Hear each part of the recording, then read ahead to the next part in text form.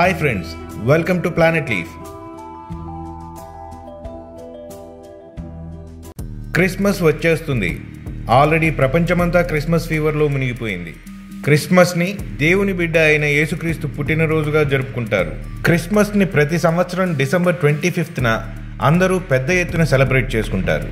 అయితే ఆర్థడాక్స్ పద్ధతులు పాటించేవారు మాత్రం క్రిస్మస్ని జనవరి 7th సెలబ్రేట్ చేసుకుంటారు. అది ఎందుకంటే క్రీస్తు పుట్టుకపై ఇప్పటికీ సరైన క్లారిటీ లేదంట. అసలు ఆ వివరాలు ఏంటో తెలుసుకోవాలి అంటే మనం కొంచెం ఫ్లాష్ బ్యాక్కి వెళ్లాల్సిందే. బైబిల్ ప్రకారం క్రీస్తు సుమారు 2000 సంవత్సరాల ముందు పుట్టినట్లు ఉంది. కానీ బైబిల్లో ఎక్కడా క్రీస్తు పుట్టిన రోజుని సరిగ్గా చెప్పలేదు. దీంతో పూర్వం అసలు క్రిస్మస్ని సెలబ్రేట్ చేసుకునేవారే కాదు. అప్పట్లో క్రీస్తు పుట్టినరోజుపై వివిధ తేదీలు చెప్పేవారు. చాలా సంవత్సరాలు క్రీస్తు పుట్టినరోజు ఒక మిస్టరీగానే మిగిలిపోయింది.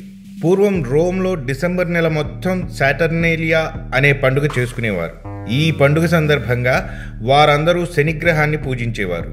ముఖ్యంగా డిసెంబర్ 25వ తేదీని పెద్ద పండుగ దినంగా సెలబ్రేట్ చేసుకునేవారు.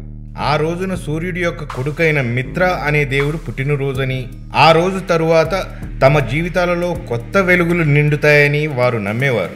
4th సెంచరీలో చర్చ్ పెద్దలు క్రీస్తు డిసెంబర్లోనే పుట్టాడని, వాటికి సంబంధించిన కొన్ని ఆధారాలు కూడా చూపడం జరిగింది.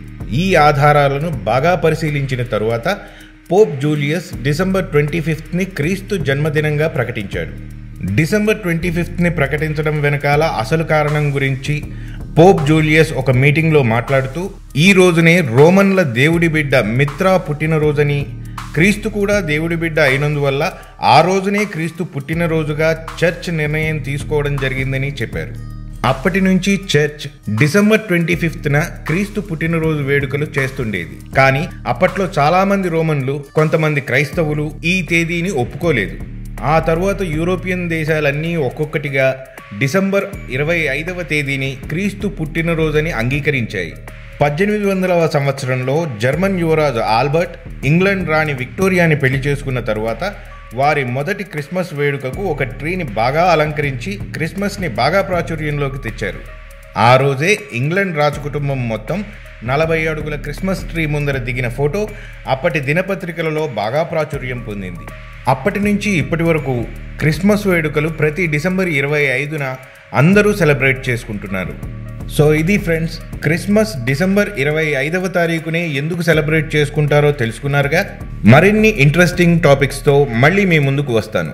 మరి ఆ వీడియోస్ మిస్ కాకూడదు అనుకుంటే మా ఛానల్ని సబ్స్క్రైబ్ చేసుకోవడం మాత్రం మర్చిపోకండి.